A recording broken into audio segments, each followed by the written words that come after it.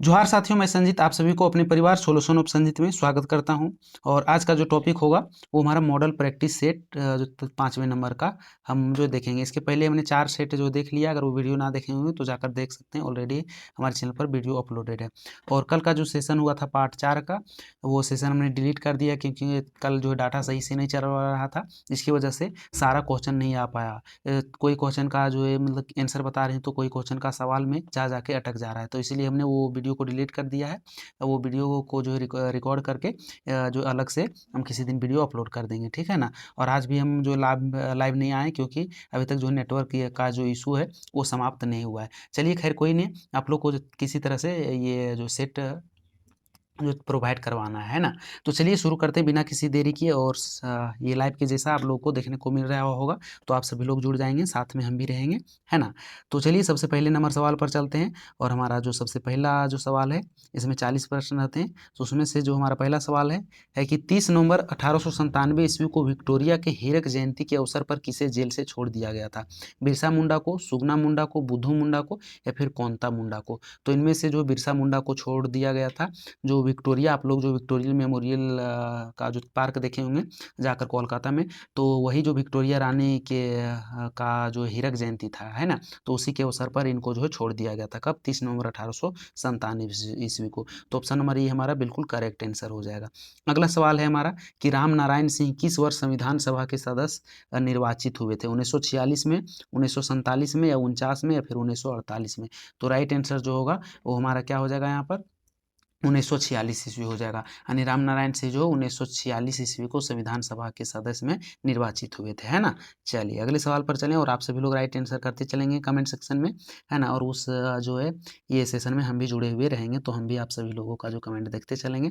अगला सवाल है कि चिरूडी नरसंहार मामले में किस वर्ष शिबू सोरेन को भगोड़ा घोषित किया गया था? यहाँ 1970 में, 75 में, 1985 में, या फिर 1980 में? तो यहाँ पर बोला जा रहा है चिरूडी नरसंहार के मामले में, है ना। तो इसमें से जो उनको भगोड़ा घोषित किया गया था वो कब किया गया था? तो 1975 ईस्वी में। तो राइट आंसर क्या हो जाएगा? 1975 हो जाएगा। हालांकि चिरूडी का जो नरसंहार मामला हुआ था उसके बारे में नहीं जानते होंगे तो यूट्यूब पर सर्च करके आप लोग जो देख सकते हैं, वो भी शायद बहुत सारा वीडियो आप लोग को मिल जाएगा। अगला सवाल है हमारा कि कांग्रेस का एकमात्र अधिवेशन झारखंड के किस स्थान पर आयोजित किया गया है? रांची में, हजारीबाग में, देवघर में, या फिर रामगढ़ में? तो यहाँ ये कहाँ पर करवाया गया था? हमारा जो सही आंसर हो जाएगा वो हो जाएगा हमारा रामगढ़। रामगढ़ में ही जो कांग्रेस का ये 1940 ईस्वी में अधिवेशन हुआ था, है ना। तो राइट आंसर हमारा रामगढ़ हो जाएगा। और इसकी जो अध्यक्षता कर रहे थे वो मौलाना अबुल कलाम आज़ाद के द्वारा किया गया था। तो ये चीज़ भी आप लोग को ध्यान रखना है। बाकी हमने ये कांग्रेस का जो रामगढ़ अधिवेशन हुआ है उसका भी एक अलग से जो सेशन ले रखा है, तो वीडियो हमारे चैनल पर अपलोडेड है। अगला सवाल है कि संथाल जनजाति समाज में जपाड़, सोहराय, सोकरात, या फिर जो भागसिम, एरोक, बाहा आदि, ये जो है ये क्या है? त्योहार हैं, रस्म है, विवाह के प्रकार है, या फिर ईश्वर है? ईश्वर तो होगा नहीं। आप लोग जो है ये जापाड़, सोकरात और भागसिम के बारे में नहीं सुनेंगे, लेकिन सोहराय के बारे में सुने होंगे कि ये एक त्योहार है ना। तो ये चीज़ सुने होंगे। तो इस प्रकार से आप लोग राइट आंसर कर सकते हैं कि ये क्या है? त्योहार है। जैसे एक त्योहार है तो सभी हमारा त्योहार ही होगा। ऑप्शन के हिसाब से भी आप लोग राइट आंसर कोई कोई सवाल का जो कर सकते हैं। तो राइट आंसर यहाँ पर क्या हो जाएगा? त्योहार होगा, है ना। अगले सवाल पर चलें। तो अगला सवाल है कि माघे पर्व किस माह में मनाया जाता है? सबसे आसान सवाल, माघे जो है वो तो माघ में ही मनाया जाएगा। तो ऑप्शन नंबर सी में जो माघ डायरेक्ट दिखाई दे रहा है ये हमारा राइट आंसर हो जाएगा। चलिए ये चीज़ आप लोग को ध्यान रखना है। अगले सवाल पर चलें। और ये जो है इस वजह से मनाया जाता है क्योंकि कृषि वर्ष का अंत समझा जाता है। आप लोग जो पुष के बाद जो है कि माघ में आप लोग जो है ये सुने होंगे कि माघ में जो है देखे भी होंगे, जैसे धान वगैरह का जो खेती होता है वो सबसे अंतिम समय रहता है, उसमें सारा काम क्रिया हो गया रहता है ना। चलिए अगला सवाल है हमारा, सिद्धू कान्हू विश्वविद्यालय की स्थापना कब हुई थी? 1982 में, 1992 में, या 99 में, या 1996 ईस्वी में? कब हुई थी? तो सिद्धू कान्हू विश्वविद्यालय की स्थापना 10 जनवरी 1992 ईस्वी को हुई थी। तो हमारा सही आंसर होगा वो 1992 ईस्वी हो जाएगा। और ये जो है विश्वविद्यालय को तिलका मांझी विश्वविद्यालय जो भागलपुर में है उसी को अलग करके ये सिद्धू कान्हू विश्वविद्यालय की स्थापना किया गया था। तो ये चीज़ भी आप लोग को याद रखना है। और इसकी जो मुख्यालय है वो कहाँ है? दुमका में स्थित है, ठीक है ना। ये चीज़ ध्यान रखना है। अगला है संथाल प्रवेशिका के लेखक कौन है? ये बिहारी लड़का, यहाँ पर लकड़ा होना चाहिए या फिर लड़का जो भी है। और बी में बुद्धू भगत, डोमन साहू समीर या फिर एस मुर्मू। हमारा सही आंसर क्या होगा? डोमन साहू समीर के बारे में आप लोग बहुत ज़्यादातर सुने होंगे। राइट आंसर यही होगा, जो संथाल परिवेशिका हैं इनके लेखक यही हैं, डोमन साहू समीर हैं। अगला सवाल है हमारा कि प्रसिद्ध पुस्तक मुंडारी डुंडू कोठारी के लेखक जो है वो कौन है? बुद्धू भगत हैं, बिहारी लकड़ा है, सप्तचंद्र राय है या फिर मानव सिंह मुंडू है? कौन है जल्दी से बताएंगे आप सभी लोग। हमारा जो सही आंसर होगा वो मानव सिंह मुंडू, सॉरी जो कि मनम सिंह मुंडू हो जाएगा। इन्हीं के द्वारा ये पुस्तक लिखा गया है। कौन? मुंडारी डुंडू कोठारी। तो ये चीज ध्यान रखना है। राइट आंसर हमारा ऑप्शन नंबर सी जो है बिल्कुल करेक्ट आंसर हो जाएगा। अगला सवाल है हमारा कि झारखंड की महिला क्रिकेटर वेस्टइंडीज में भारतीय टीम की ओर से खेली थी, उनका नाम क्या है? लक्ष्मी पाडिया, स्वप्ना प्रिया, रजनी कुमारी या फिर जो शुभ लक्ष्मी। हमारा जो सही आंसर होगा वो क्या हो जाएगा? शुभ लक्ष्मी हो जाएगा। ये जो है यही भारतीय टीम से खेली थी, कहाँ पर जाकर? तो वेस्ट इंडीज में जाकर खेली थी। ये चीज़ आप लोग को याद रखना है। और ये जो महिला T20 जो सीरीज होता है वो 5 मैच हुआ था, तो वहीं पर जाके वेस्ट इंडीज में जाके ही खेली थी। तो इसके बारे में ध्यान रखना है। राइट आंसर क्या हो जाएगा यहाँ पर? हमारा ऑप्शन नंबर सी जो है बिल्कुल करेक्ट आंसर हो जाएगा। अगला सवाल है हमारा, कहाँ सबसे ऊपर में चले हम ऊपर। तो ये रहा अगला सवाल कि रोहतास पठार के दक्षिणी भाग में किस खनिज की प्रधानता है? चूना पत्थर, कोयला, अभ्रक या फिर लोहा। तो रोहतास की पठार, आप लोग रोहतास का जो गढ़ सुने होंगे, झारखंड जीके में पढ़े होंगे, तो वहाँ पर जो सबसे ज़्यादा मात्रा में जो पाया जाता है वो क्या पाया जाता है? तो चूना पत्थर पाया जाता है, यानी जो खनिज ही पाया जाता है जिसमें चूना पत्थर ज़्यादा मात्रा में आता है। तो राइट आंसर हमारा चूना पत्थर हो जाएगा। अगला सवाल है झारखंड का कुल जल संसाधन जो है इसमें से कितना मिलियन घन मीटर अनुमान क्या है? अनुमानित है। मतलब अनुमानित यहाँ पर द के जगह तक कर लेंगे ना, ये थोड़ा सा मिसप्रिंट हुआ है। तो कितना जो कि मिलियन घन मीटर जो अनुमानित है, ये 25,750, 26,750 या 28,781। सही आंसर यही होगा ना, 28,781। इतना मिलियन घन मीटर का जो अनुमानित किया गया है। तो right answer option number D हमारा जो है वो बिल्कुल करेक्ट आंसर हो जाएगा। चलिए अगले सवाल पर चलें। निम्न में से किस नदी का दूसरा नाम हिरण्यवाह भी है? शंख नदी, सोन नदी, स्वर्णरेखा नदी या फिर मोर नदी। तो जो हिरण्यवाह का जो मतलब कौन से नदी का उपनाम है? तो ये कौन से नदी का उपनाम है? ये सोन नदी का उपनाम है। सही आंसर हमारा सोन नदी हो जाएगा।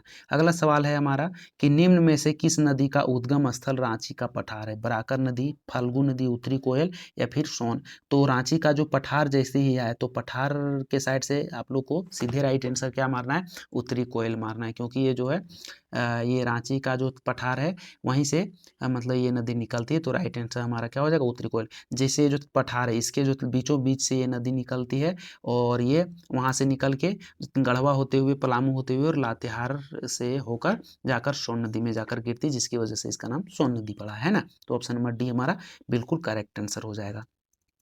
अगला सवाल है निम्न में से किस जलप्रपात की यह विशेषता है कि यहाँ नदी का जल कुछ ऊपर उठकर नीचे की ओर गिरती है? वो हमारा हुंडरू नदी है, सॉरी यहाँ हुंडरू जलप्रपात, उसरी, कांति या फिर दसम जलप्रपात। कौन सा हो जाएगा? जल्दी से बताएंगे कमेंट सेक्शन में। तो जो राइट आंसर होगा वो हमारा क्या हो जाएगा? उसरी जलप्रपात। आप लोग इसके बारे में जो सुने होंगे, इसको भटिंडा जलप्रपात के भी नाम से जानते हैं। क्या चीज़? भटिंडा, है ना। क्या चीज़? भटिंडा जलप्रपात के भी नाम से जानते हैं उसरी को। तो राइट आंसर हमारा उसरी जलप्रपात हो जाएगा। अगला सवाल हमारा कहाँ पर है? ये रहा हमारा अगला सवाल कि बटेश्वर स्थान गंगा पंप नहर योजना झारखंड एवं किस राज्य की संयुक्त अंतर्राष्ट्रीय योजना है? बंगाल की, उड़ीसा की, मध्य प्रदेश की या फिर बिहार की। तो कहाँ की हो जाएगी? जल्दी से आप सभी लोग बताएंगे। इस सवाल का हमारा जो सही आंसर होगा वो क्या हो जाएगा? तो जो बटेश्वर स्थान गंगा पंप नहर योजना है वो हमारा झारखंड के साथ साथ जो है बिहार का है। तो राइट आंसर क्या हो जाएगा? बिहार जो हमारा बिल्कुल करेक्ट आंसर हो जाएगा। अगला सवाल है हमारा कि दामोदर घाटी की परतदार चट्टानों के घिसने एवं टूटने से कैसी मिट्टी बनती है? रेतीली, लेटेराइट, लाल मिट्टी या फिर काली मिट्टी। हमारा जो सही आंसर होगा वो लाल मिट्टी हो जाएगा, क्योंकि जो परतदार चट्टाने जो होता है उसके घिसने और टूटने, और ज़्यादातर जो हमारे झारखंड राज्य में पाया जाता है वो लाल मिट्टी ही पाया जाता है। ये चीज़ भी आप लोग को ध्यान रखना है ना। चलिए तो हमारा इस सवाल का जो राइट आंसर हो जाएगा वो क्या हो जाएगा? लाल मिट्टी हो जाएगा। अगला सवाल हमारा क्या है कि निम्न में से कौन सा खनिज प्रायः चांदी एवं जस्ते के साथ गैल्ना नामक खनिज पत्थर से भी प्राप्त होता है? तो चांदी और जस्ता में क्या चीज़ पाया जाता है? आप लोग जानते हैं, बॉक्साइट, ग्रेफाइट, सीसा या सोना। तो ये जो इसमें ये दोनों में जो पाया जाता है वो गैल्ना नामक खनिज पत्थर जो होता है उसमें भी ये चीज़ पाया जाता है। तो वो चीज़ का नाम क्या है? तो वो चीज़ का नाम सीसा है। तो ऑप्शन नंबर डी हमारा जो है बिल्कुल करेक्ट आंसर हो जाएगा। अगला सवाल है हमारा कि झारखंड के किस जिले से गेरू खनिज प्राप्त होता है। गेरू खनिज जो होता है पलामू में, सिमडेगा में, पश्चिमी सिंहभूम में या फिर पूर्वी सिंहभूम में। कौन से स्थान से ये गेरू खनिज नामक जो गेरू नामक खनिज है वो कहाँ पर से पाया जाता है। तो ये पश्चिमी सिंहभूम में पाया जाता है। सही आंसर जो वो हमारा पश्चिमी सिंहभूम बिल्कुल करेक्ट आंसर हो जाएगा। अगला सवाल है हमारा चक्रधरपुर रेलवे डिवीजन की स्थापना कब हुई है। 1947 में, 52 में, 72 में या 1962 ईस्वी में। कब हुई है। तो चक्रधरपुर रेलवे डिवीजन की जो स्थापना हुई है वो 1952 ईस्वी में हुई है। जो हमारा सही आंसर होगा वो क्या हो जाएगा, 1952 हो जाएगा। अगला सवाल है हमारा भारत सरकार के मेक इन इंडिया के तर्ज पर झारखंड सरकार ने किस कार्यक्रम को लागू किया है। Make in Jharkhand, Bokaro, make toward Jharkhand या इनमें से कोई नहीं। तो मेक इन इंडिया के तर्ज पर जो आप लोग याद रख सकते हैं, मेक इन मिल रहा है तो मेक इन को यहाँ पर मिलाकर आप लोग झारखंड को, इंडिया की जगह पर इंडिया और झारखंड में झारखंड हो जाएगा। तो मेक इन इंडिया हमारा जो बिल्कुल करेक्ट आंसर हो जाएगा। ठीक है ना, ये चीज़ आप लोग को ध्यान रखना है। अगले सवाल पर चलें। अगला सवाल हमारा कहाँ पर है, नेक्स्ट पेज पर है ना। हाँ, तो ये रहा हमारा अगला सवाल कि निम्न में से किस शहर में ऑटो सर्विस क्लस्टर का विकास किया गया है। रांची, बोकारो, धनबाद या जमशेदपुर। बहुत ही हमारा अच्छा सवाल है। तो ये ऑटो सर्विस क्लस्टर का जो विकास किया गया हमारे झारखंड राज्य में वो धनबाद जिले में किया गया है। तो सही आंसर हमारा धनबाद हो जाएगा। अगला सवाल है कि पुनर्स्थापन एवं पुनर्वास नीति के तहत जितने भी जो प्रभावित परिवार हैं उसको ग्रामीण क्षेत्रों के आवास निर्माण के लिए कितनी डिसमिल जमीन दी जाएगी। 10, 15 डिसमिल, 20 या फिर 25। तो उनको जो है कुल टोटल 10 डिसमिल यानी 4 डिसमिल में एक कट्ठा होता है ना। तो इसमें से 2.5 यानी 2.5 कट्ठा, आप लोग कट्ठा समझते हैं जो गांव में कट्ठा होता है जिसकी वजह से झगड़ा होता है ना। सही आंसर हमारा 10 डिसमिल जो है हमारा बिल्कुल करेक्ट आंसर हो जाएगा। ठीक है ना, चलिए अगले सवाल पर चलें। तो हमारा अगला सवाल ये रहा कि इनमें से कौन सा झारखंड में है। बांदीपुर राष्ट्रीय उद्यान, बांधवगढ़ राष्ट्रीय उद्यान, बेतला राष्ट्रीय उद्यान या फिर ये भालू-कपोंग राष्ट्रीय उद्यान। तो इनमें से जो हमारा बिल्कुल राइट आंसर होगा, बहुत ही हमारा सबसे आसान सवाल है क्योंकि लातेहार डिस्ट्रिक्ट में है ये राष्ट्रीय उद्यान है, बेतला राष्ट्रीय उद्यान है ना। और ये झारखंड राज्य में पड़ता है। बाकी ये जो तीनों है ये हमारे झारखंड राज्य में नहीं पड़ता है। तो सही आंसर ऑप्शन नंबर सी हमारा बिल्कुल करेक्ट आंसर हो जाएगा। ठीक है ना। और यहाँ पर अगर आप लोग को जाना है तो यहाँ पर बाघ, चीता, हाथी, तेंदुआ वगैरह वगैरह जो चीतल वगैरह हो गया, ये सभी चीज़ आप लोग को देखने को मिलेगा, है ना।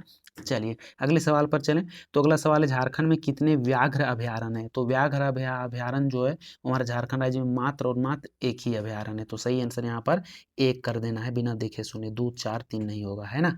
चलिए अगला सवाल है हमारा संपूर्ण दामोदर घाटी क्षेत्र उद्योगों में के बढ़ोतरी से प्रभावित है। वायु प्रदूषण, जल प्रदूषण, ध्वनि प्रदूषण या फिर उपयोग सभी। तो दामोदर घाटी जो क्षेत्र है वो इन तीनों चीज़ों से जो प्रदूषित है। ठीक है ना। तो सही आंसर हमारा क्या हो जाएगा, ऑप्शन नंबर डी यानी उपयुक्त सभी हो जाएगा। अगला सवाल है heavy machine building plant Jharkhand राज्य के किस जिले में स्थित है। हटिया में, जमशेदपुर में, साहेबगंज में या फिर बोकारो में। कहाँ पर स्थित है, जल्दी से बताएंगे आप सभी लोग राइट आंसर। तो ये जो है हटिया, आप लोग हटिया का नाम सुने हैं, है ना। हटिया रोड रांची, अगर आप लोग कभी एग्जाम देने के लिए गए होंगे तो हटिया रोड का नाम सुनेंगे। तो ये हटिया कहाँ पर पड़ता है, रांची में, है ना। कहाँ पर है, रांची में। तो सही आंसर हमारा ऑप्शन नंबर ये यानी हटिया रांची हो जाएगा। चलिए अगला सवाल क्या है हमारा कि बोकारो इस्पात कारखाने को लौह अयस्क की आपूर्ति नहीं की जाती है। नोवामुंडी खान से, क्योंझर खान से, यहीं से की जाती है। सही आंसर हमारा यही हो जाएगा, है ना। बाकी बेलाडीला खान से, ए ओ बी, ए ओ, अच्छा सॉरी, सवाल में यहाँ पर बोला जा रहा है कि आपूर्ति नहीं की जाती है ना। तो नहीं की जाती है वो कहाँ से नहीं की जाती है, यहाँ पर सवाल को आप लोग जो थोड़ा सा जो सही कर लेंगे, right answer A S C दोनों हो जाएगा। क्योंकि नोवामुंडी खान और बेलाडीहा खान जो है ये दोनों जगह से इनको लौह अयस्क नहीं मिलता है। कहाँ से मिलता है, अगर यहाँ पर पूछा जाता कि लौह अयस्क की पूर्ति कहाँ से होती है तो क्योंझर की खान से होता, लेकिन यहाँ पर पूछा जा रहा है नहीं होती। तो आप लोग को नहीं वाला याद नहीं रखना, याद रखना है क्या, कहाँ से पूर्ति होती। तो इससे आप लोग को कोई भी ऑप्शन दे आप लोग राइट आंसर कर सकते हैं ना। तो राइट आंसर जो है वो हमारा ये दोनों हो जाएगा यानी ऑप्शन नंबर डी। लेकिन आप लोग को याद रखना है कि कहाँ से पूर्ति होती है, तो ये क्योंझर के खान से होती है, बोकारो इस्पात कारखाना को। अगला सवाल है हमारा कि झारखंड राज्य के किस 2 जिले में टीन का भंडार ज्ञात हुआ है। ये झारखंड और रांची में या फिर रांची और सिंहभूम और हजारीबाग या हजारीबाग और धनबाद में। देखिए ये तो यहाँ पर एक चीज़ कॉमन आ रहा है हमारा, क्या चीज़, हजारीबाग। हजारीबाग में तो जो मिल ही रहा है, लेकिन हजारीबाग यहाँ पर भी है, यहाँ पर रांची और सिंहभूम है तो यहाँ पर आप लोग को रॉन्ग कर देना है, ठीक है ना, क्योंकि सिंहभूम और रांची में जो कॉमन आ रहा है वो हमारा रांची आ रहा है। तो रांची हमारा जो रांची और हजारीबाग में पाया जाता है, आप सभी लोग जानते होंगे, इसके बारे में सुने भी होंगे कि जो है झारखंड में टीन का जो उत्पादन होता है, मिलता है, वो हजारीबाग और रांची से ही होता है। तो राइट आंसर हजारीबाग और रांची हो जाएगा। बाकी यहाँ पर भी, लेकिन धनबाद नहीं होगा, यहाँ से कोयला होता है, सिंहभूम और हजारीबाग भी नहीं होगा, है ना। चलिए अगला सवाल है, निम्न में से किस जिले से जगदीशपुर हल्दिया गैस पाइपलाइन नहीं गुजरती। यहाँ पर नहीं की बात की जा रही है ना, तो धनबाद, रांची, बोकारो, खूंटी, जल्दी से बताएंगे। बहुत ही हमारा अच्छा सवाल है। झारखंड राज्य के जो है वो कौन सा जिला है जहाँ से जगदीशपुर हल्दिया गैस पाइपलाइन नहीं गुजरती। सही आंसर जो है वो हमारा खूंटी होगा, क्योंकि धनबाद, रांची और बोकारो ये तीनों जगहों से गुजरती है, और सही आंसर जो होगा वो हमारा खूंटी हो जाएगा, यहीं से नहीं गुजरती है। अगला सवाल है, टीआरएफ औद्योगिक मशीन कारखाना कहाँ स्थित है। ये सवाल हमने संडे के टेस्ट में भी जो है डाला था, जल्दी से बताएंगे। बहुत ही अच्छा सवाल है। ये कहाँ पर है, जमशेदपुर, रांची, गढ़वा या गुमला में। और शायद इसके पहले वाला भी सेशन में ये वाला सवाल के बारे में चर्चा किए थे। टीआरएफ औद्योगिक मशीन जो कारखाना है वो हमारा जमशेदपुर में पड़ता है। तो जो सही आंसर होगा वो हमारा क्या हो जाएगा, जमशेदपुर हो जाएगा, है ना। आप सभी लोग जानते होंगे, बहुत ही अच्छा सवाल है। तो राइट आंसर यहाँ पर जमशेदपुर हो जाएगा। अगले सवाल पर चलें। तो हमारा अगला सवाल क्या है कि झारखंड राज्य सरकार द्वारा प्रति एलईडी बल्ब का मूल्य कितना निर्धारित किया गया है। 45 रुपये, 65 रुपये, 105 रुपये या फिर 75 रुपये। बहुत ही अच्छा सवाल है। अगर आप लोग हजारीबाग में रह रहे होंगे, और हजारीबाग में जो ये पोस्ट का घर, जो डाकघर है, यहाँ क्या कहते हैं, संत कोलम्बस से कुछ आगे है, तो वहाँ अगर आप लोग गए होंगे, खरीदे होंगे, तो वहाँ पर 130 रुपये में जो है 2 एलईडी बल्ब देता है ना, ये झारखंड राज्य सरकार के द्वारा। तो आप लोग जानते होंगे, वहाँ पर याद होगा। और एक्चुअली जो इसका एलईडी बल्ब का जो मूल्य निर्धारित किया गया वो कितना किया गया है, तो 65 रुपया किया गया, लेकिन वहाँ पर 2 ठो देता है और 130 रुपया लेता है। लेकिन सभी कोई ले लेता है, बाकी एक भी आप खरीद सकते हैं, लेकिन देता नहीं, वहाँ पर थोड़ा सा नौटंकी करता है ना। चलिए अगला सवाल है, राष्ट्रीय नदी संरक्षण कार्यक्रम योजना के तहत राज्य के किस जिले में नगर निकाय का चयन हुआ है। पलामू में, पूर्वी सिंहभूम में, साहेबगंज में या फिर देवघर में। तो ये कहाँ पर हुआ है, ये क्या कहते हैं, राष्ट्रीय नदी संरक्षण कार्यक्रम योजना। तो ये कहाँ पर हुआ है, ये जो है साहेबगंज डिस्ट्रिक्ट में हुआ है। तो सही आंसर हमारा क्या हो जाएगा, साहेबगंज, बिल्कुल करेक्ट आंसर हो जाएगा। अगला सवाल है कि राज्य में विधवा पेंशन जो है योजना के तहत कितने वर्ष तक की विधवा को पेंशन देने का प्रावधान किया गया है। 18 वर्ष से 40 वर्ष, 48 ये तो बीच वाला हो जाता है, 52 भी बीच वाला हो जाता है ना। तो ये दोनों को रॉन्ग करेंगे। राइट आंसर क्या होगा, ये क्या कहते हैं, 18 से 65 होगा, या फिर 18 से, इस सवाल में थोड़ा सा हमको डॉट लग रहा है। बाकी आप सभी लोग जल्दी से राइट आंसर बताएंगे, लेकिन जो सही आंसर होगा वो हमारा क्या हो जाएगा, 18 से 40 वर्ष तक की विधवा को ही पेंशन जो मिलता है, विधवा पेंशन जो मिलता है वो। तो राइट आंसर विधवा पेंशन 18 से 40 हो जाएगा। अगले सवाल पर चलें। तो हमारा अगला सवाल क्या है, सबसे ऊपर में ना, ये रहा हमारा अगला सवाल कि निम्नलिखित में से किस वर्ष भारत में पर्यावरण विभाग की स्थापना की गई थी। 1986, 88 में, 90 में या फिर 2002 में। कब किया गया था पर्यावरण, जो भारत में पर्यावरण विभाग की स्थापना। बहुत ही हमारा अच्छा सवाल हो जाता है। राइट आंसर जो होगा वो हमारा क्या हो जाएगा, वो 1986 ईस्वी, यानी ऑप्शन नंबर ये हमारा बिल्कुल करेक्ट आंसर हो जाएगा, ठीक है ना। अगला सवाल है, झारखंड के किस जैविक उद्यान को पर्यावरण पर्यटन नीति 2015 के तहत ध्यान दिया गया है। बिरसा भगवान जैविक उद्यान रांची, मगरमच्छ प्रजनन केंद्र रांची, बिरसा मृग विहार खूंटी और जवाहरलाल नेहरू। जल्दी से बताएंगे, तीनों में से हमारा राइट आंसर, लेकिन आप सभी लोग जो है ऑप्शन डी वाले उपरोक्त सभी वाले हैं। तो राइट आंसर हमारा यही हो जाएगा, क्योंकि ज़्यादातर आप लोग राइट आंसर यही वाला मार देते हैं ना। शायद आप लोग को याद होगा, जो रेगुलर जुड़े होंगे हमारे साथ। अगला सवाल, झारखंड की परिवहन प्रणाली का वर्गीकरण जो हुआ है वो कौन कौन क्षेत्रों में हुआ है। 4, 3, 5 या इनमें से कोई नहीं। तो देखिए, इनमें से जो ये क्या कहते हैं, जो वर्गीकरण हुआ है वो मतलब मेनली 3 वर्गों में जो है ये परिवहन प्रणाली का जो है कि मतलब वर्गों में बांटा गया है। और वो कौन कौन है, तो वो हमारा हो गया जैसे सड़क परिवहन, मतलब जैसे हम लोग चलने वाले हैं ना, जो सबसे कम पैसे वाले में आते हैं। उसके बाद हमारा जो दूसरा हो जाएगा वो रेल परिवहन, जो कुछ ज़्यादा पैसा वाले हो जाएंगे। फिर तीसरा वायु परिवहन, जो सबसे ज़्यादा पैसा वाले हो गए ना। बाकी हम लोग भी अभी सड़क परिवहन से ही समझ लीजिए, अभी हम लोग उसमें आते हैं। बाकी रेल परिवहन में आएंगे, धीरे धीरे वायु परिवहन में आएंगे ना। तो यही 3 वर्गों में जो परिवहन, झारखंड की जो परिवहन प्रणाली है उसको वर्गीकृत किया गया है। तो ऑप्शन नंबर बी जो है वो हमारा 3 बिल्कुल करेक्ट आंसर हो जाएगा। पहला सड़क परिवहन, दूसरा रेल परिवहन और तीसरा वायु परिवहन। अगला सवाल है, रांची के किस वरिष्ठ पत्रकार और स्थानीय दैनिक भास्कर के पॉलिटिकल एडिटर का 7 फरवरी 2020 को निधन हो गया था? वो हमारा कौन से हैं? जल्दी से बताएंगे। सुरेश वर्मा, सतीश वर्मा, सजीव रंजन या फिर दीपक कुमार? जल्दी से बताएंगे। बहुत ही हमारा अच्छा सवाल है।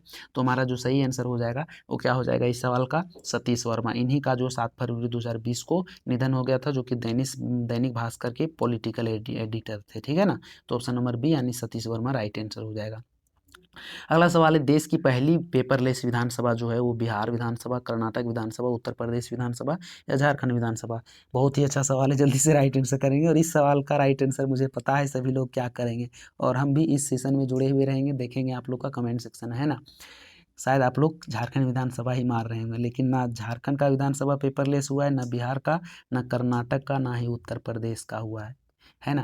जो हमारे देश की जो पहली पेपरलेस विधानसभा हुआ है वो नागालैंड का हुआ है ना। ये चीज़ आप लोग को याद रखना है ना। तो थोड़ा सा सवाल में जो मतलब मिसप्रिंट कर दिया गया है। नागालैंड ये जो 2022 में ही यहाँ पर मतलब पेपरलेस विधानसभा ये बन चुका है। तो ये सवाल को आप लोग रॉन्ग कर लेंगे। देश की पहली पेपरलेस विधानसभा अगर सवाल में आए ये सामान्य ज्ञान में, तो आप लोग नागालैंड में मारना है ना। चलिए अगला है, झारखंड के कितने लोगों को 2019 में पद्मश्री से सम्मानित किया गया है? 2 पद्मश्री, 4, 3 या फिर 5? कितने लोगों को पद्मश्री सम्मान से मतलब नवाजा गया? जल्दी से बताएंगे। और ये अंतिम सवाल है, तो इस सवाल का राइट आंसर आप लोग देंगे। तो देखिए यहाँ पर जो इस बुक में जो राइट आंसर दिया है वो 3 दिया गया है, लेकिन अगर विकिपीडिया के बारे में अगर आप लोग जाकर देखेंगे, जो विकिपीडिया का रहता है वो गूगल का ही रहता है, और वो ऑथेंटिक चीज़ जो डालता है ना, तो उसमें से जो दिया गया है वो 2019 में जो पद्मश्री मिला है वो जो किसको मिला है? तो एक हमारा बुल्लू इमाम को मिला है। ठीक है ना। किनको मिला है? तो बुल्लू इमाम को मिला है। और कब मिला है? तो ये 2019 में इनको मिला है। एक हमारा ये हो गया पद्मश्री से सम्मानित होने वाले, और एक हमारा दूसरा जो हो गया वो उनका नाम क्या हो गया? जमुना टुडू। जमुना टुडू को भी जो है ये मतलब मिला है 2019 में पद्मश्री से जो नवाजा गया है ना। तो ये कुल टोटल 2 ही होते हैं पद्मश्री जो है सम्मान से मतलब सम्मान पाने वाले। और एक हमारा जो तीसरा आ जाता है वो हमारा पद्मश्री नहीं है, वो पद्म विभूषण से उनको जो है मतलब नवाजा गया। उनका नाम क्या है? करिया मुंडा। क्या चीज़ है? करिया मुंडा। ये चीज़ ध्यान रखना। इसको भी 2019 में मिला है, लेकिन इनको जो पद्म विभूषण मिला है। और पद्मश्री की बात करें तो यही बुल्लू इमाम और जमुना टुडू, ये 2 लोगों को मिला है। तो कुल टोटल मिलाकर 3 लोगों को जो है मिला है, लेकिन यहाँ पर पद्मश्री की बात की जा रही है तो यहाँ पर 2 ही होगा। ठीक है ना। तो 2 आप लोग को राइट आंसर मारना है। और महेंद्र सिंह धोनी को भी पद्म विभूषण से भी नवाजा गया, लेकिन कब नवाजा गया? तो 2018 में उनको महेंद्र सिंह धोनी को मिला है। तो ये सभी चीज़ें आप लोग को ध्यान में रखना है ना। तो सही आंसर जो होगा यहाँ पर 2 कर लीजिएगा। पद्मश्री से सम्मानित किया गया 2019 में 2 लोगों को। कौन कौन? एक हमारा बुल्लू इमाम और दूसरा जमुना टुडू। बाकी एक हमारा और जो करिया मुंडा हो जाता है उनको 2019 में पद्म विभूषण से सम्मानित किया गया, और 2018 में महेंद्र सिंह धोनी को। तो चलिए बस आज के लिए बस इतना ही। उम्मीद करता हूँ कि आप लोग को ये वीडियो पसंद आया होगा, और वीडियो पसंद आया होगा तो वीडियो को लाइक कीजिएगा। चैनल पर नए हैं तो चैनल को ज़रूर से ज़रूर सब्सक्राइब कर लीजिएगा।